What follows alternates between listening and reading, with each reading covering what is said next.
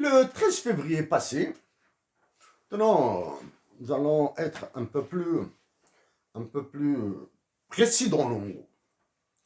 Le 13 février 2022, l'ancien président du Niger, Mahamadou Issoufou, a animé une conférence de presse à l'ambassade du Niger à Alger.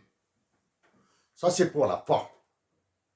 Donc, pour le fond, il a certainement téléphoné, discuté d'une manière informelle avec de très hauts responsables algériens.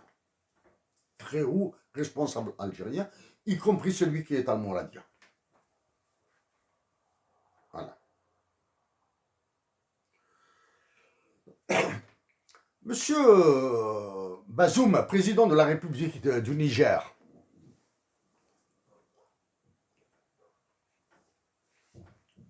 par délicatesse, par doigté, vous êtes président de la République du Niger, nous acceptons. Nous acceptons. Sans le pouvoir de refuser, bien sûr. C'est-à-dire, en langage international, oui, nous reconnaissons que vous êtes le président du Niger, parce que la nation nigérienne vous maintient. Accepté. Avez-vous mandaté Monsieur Issoufou à Alger?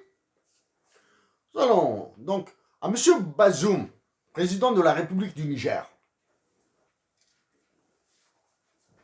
Demandez à vos services de la présidence du Niger, hein, peut-être qu'ils ont gardé nos lettres que nous avons adressées à votre prédécesseur, à M. Issoufou. Vous allez les lire. Deuxième information que nous allons vous dire maintenant. Oui, de l'espace le plus proche de votre prédécesseur, de M. Issoufou, nous avons reçu un signal très lourd. Nous avons reçu un signal. Il ne s'agit ni de message, ni de déclaration. Il s'agit d'un signal qui était très fort. Ce signal qui était très fort, il portait sur quoi? Au lieu que M. Issoufou, votre prédécesseur, défende la zone de libre-échange continentale africaine, à laquelle l'Afrique n'a absolument rien à voir, c'est une décision imposée des États-Unis d'Amérique. Nous sommes en Amérique du Nord, et nous avons demandé à rencontrer ceux qui ont mis en œuvre la ZLECAf en Amérique, hein, aux États-Unis d'Amérique. Hein. Vous pouvez vérifier tout ce que nous venons de dire dans nos interventions. Hein. Elles sont publiques, les interventions, dans nos écrits. Il y a aussi, il y a ce petit livre qui est valable aussi pour les Algériens. C'est un petit livre, minable petit livre. 40 pages, même pas. The one, the last one. Equations, il s'agit d'équations. Equilibrium, il s'agit d'équilibre. De Brochenjar and Poeté et Loulas Mato, bon ben, c'est un démiurge, un thaumaturge algérien qui a été assassiné chez lui, sur sa terre natale. Donc c'est un ouvrage, c'est un petit ouvrage que nous avons publié. Il y a dedans, on parle des équations, des équilibres, mais de la manière la plus simple qui soit. Il peut vous aider. C'est de la littérature, mais c'est en anglais. Donc, M. Bazoum, nous avons saisi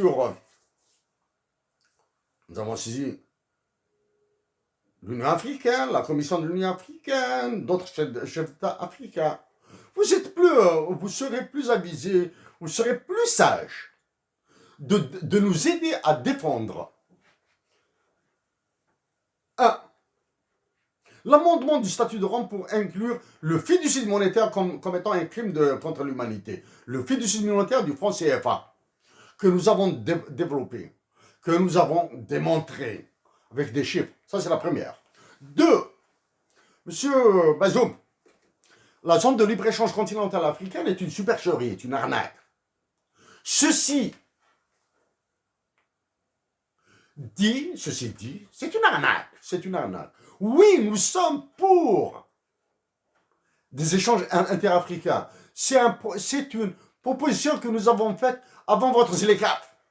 En 2014, nous avons proposé un marché des ressources naturelles entre l'Algérie, le Mali et le Niger, dans le sud de l'Algérie. Nous avons dit un marché international des ressources naturelles. Nous avons reçu des 3 pays. Ça, c'est la deuxième. Troisième même. Vous serez plus avisé de vous libérer du fiducide monétaire, du crime contre l'humanité, de la chambre à gaz qu'est le franc CFA, au lieu de subir les pressions du roi de France, qu'il s'agisse de l'actuel ou du futur, hein, c'est la même chose. Et au lieu de trouver, au lieu de patauger pour trouver des équilibres entre votre pays, le Niger, la Russie, la France, etc. Parce que vous êtes dépendant de la Russie. La Chine, parce que la Chine vous fait subir ce que subit l'Algérie actuellement. Elle vous fait subir un effet de levier. Vous êtes donc bien dans le leveraging à fond. Nous suivons de très près ce qui se passe au Mali et au Niger. Ça, c'est un autre point. Un autre point, c'est le 3e ou 4e point. C'est en 2014 que nous avons soulevé le problème de l'accès à la mer, à l'océan Atlantique et à la Méditerranée, pour votre pays et pour le Mali. Mais allez-y voir ce qui se dit dans le droit d'accès à la mer et sur le statut de la nation la plus favorisée et l'accès à la mer. Alors que les Nigériens, les Maliens ont le droit d'accéder à la mer, c'est un don de Dieu. La mer et les océans appartiennent à Dieu, ils n'appartiennent pas. Ils appartiennent à Dieu. Ils ont le droit. Ils ont le droit de manger du poisson, là, de manger du poisson de l'Atlantique et de la Méditerranée. Et ils ont le droit de bénéficier du transport maritime, l'argent. Oui, pour cela, un accord de paix, un traité de paix international dans la région, en Afrique du Nord, et un passage sécurisé vers l'Atlantique et vers la Méditerranée pour tous les pays au sud de l'Algérie, protégés par du droit international nécessaire. Venons maintenant à la dernière arnaque, au dernier cadeau empoisonné que veut nous vendre votre prédécesseur, M. Issoufou. Il s'agit du gazoduc Nigeria-Algérie, qui démarre du Nigeria à l'Algérie. Pour l'Algérie, nous avons dit que notre pays de naissance, l'Algérie, et même l'ensemble de nationalité algérienne, était capable de rédiger une loi valide un mois. Incapable. Une loi internationale valide un mois, impossible. Impossible. Donc il doit faire appel aux autres. Et pour faire appel aux autres à gérer vos biens, c'est notre histoire. Maintenant, pour le Niger, nous ignorons. Est-ce qu'il est capable? Oui, nous avons parlé de ce problème, du moins, de la monnaie liée aux hydrocarbures du Nigeria et de l'Algérie il y a longtemps à l'Université de Montréal. Mais le gazoduc, quel est le problème principal, du moins, l'un des problèmes principaux qui sont apparus, qui est apparu dans le conflit Russie-Ukraine. C'est Stream 1. Eh oui, c'est l'alimentation de l'Allemagne par du gaz russe. Vous savez, M. Bazoum, M. Issoufou maintenant, si quelqu'un touche, on va dire, à un pouce de ce gazoduc, il vaut mieux fermer les yeux pour ne pas voir ce qui va se passer. L'enjeu numéro, l'un des enjeux, est la protection de ce gazoduc. Pensez-vous que le conflit entre l'Ukraine et la Russie va se généraliser? Nous vous laissons jouer.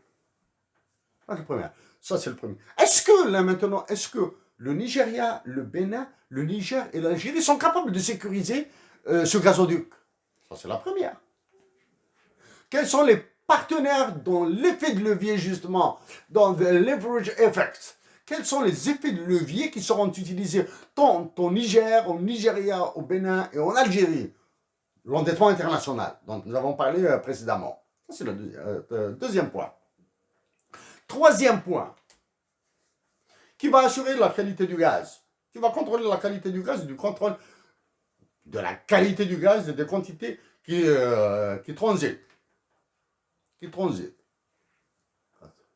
Maintenant, pour les équilibres, le free riding, etc., entre les autres fournisseurs de l'Europe en gaz, ça c'est une montagne, c'est un désert. C'est un désert de problèmes. C'est un désert de problèmes. Donc, quelle monnaie seront réglés les échanges entre les paiements entre le Nigeria, le Bénin, le Niger et l'Algérie, puisqu'apparemment, ce gazoduc va passer par le Nigeria. Mais il était prévu qu'il passe par le Mali. Il était prévu que ce gazoduc passe par le Mali. Pourquoi le tracé a été changé? Ça veut dire que ça confirme que le Mali n'est plus sécuritaire. En plus de ne pas être sécuritaire, il sera partitionné. Croyez-vous que vous serez épargné, sachant que vous êtes déjà en conflit avec le Mali et l'Algérie, dans la partie commune, dans la partie territoriale commune, et que vous êtes en conflit avec ce qui va rester de la Libye après sa partition? Parce que la Libye est en partition, là. On avait des problèmes aussi terribles avec la bande d'Aouzou. Monsieur Bazoum, c'est le président du Niger.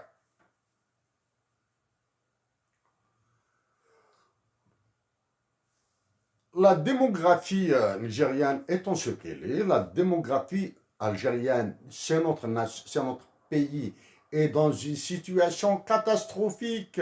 Nous avons un facteur humain qui est incapable d'assurer la protection de la patrie. Nous travaillons pour l'augmentation rapide de la population algérienne. Votre démographie à vous, c'est un problème nigéro-nigérien. Sachant que c'est un cas typique, atypique dans toutes les universités nord-américaines, la démographie du Niger. Donc, nos démographies, monsieur Bazoum, doivent être le souci de ces nations, des dirigeants de ces États, c'est-à-dire la prospérité, la paix, le développement, l'arrêt de la mendicité, qui doit passer par avoir votre monnaie au lieu de donner des conseils à l'Algérie. Nous vous rassurons, l'Algérie sait se tromper toute seule. Comme se trompe actuellement la Côte d'Ivoire, dirigée par un ancien du FMI et qui veut faire du quantitative easing, qui va commencer par la Côte d'Ivoire, comme le Big Push de Stiglitz et Jeffrey Sachs. La paix, M. Bazoum, dans toute l'Afrique du Nord, la fraternité et l'anthropologie, M. Bazoum. Nous avons des frères berbères là-bas. Vous me dites, nous les appelons Amazir. Vous appelez de Tamashart ou bien des Ténérés. Pour ces aspects, nous vous invitons à lire ce que nous avons publié au Canada et ce que nous avons dit. Donc, chers compatriotes d'Algérie, chers frères et sœurs d'Algérie, comme le dit Lounas Matoub dans ses mots, c'est avec un cœur lourd que je m'adresse à vous, mais c'est avec un cœur plein d'espoir que je m'adresse à vous. Le cœur est lourd, mais il est plein d'espoir, il est plein d'amour. cœur. La paix et la paix. À vous tous, nous vous saluons.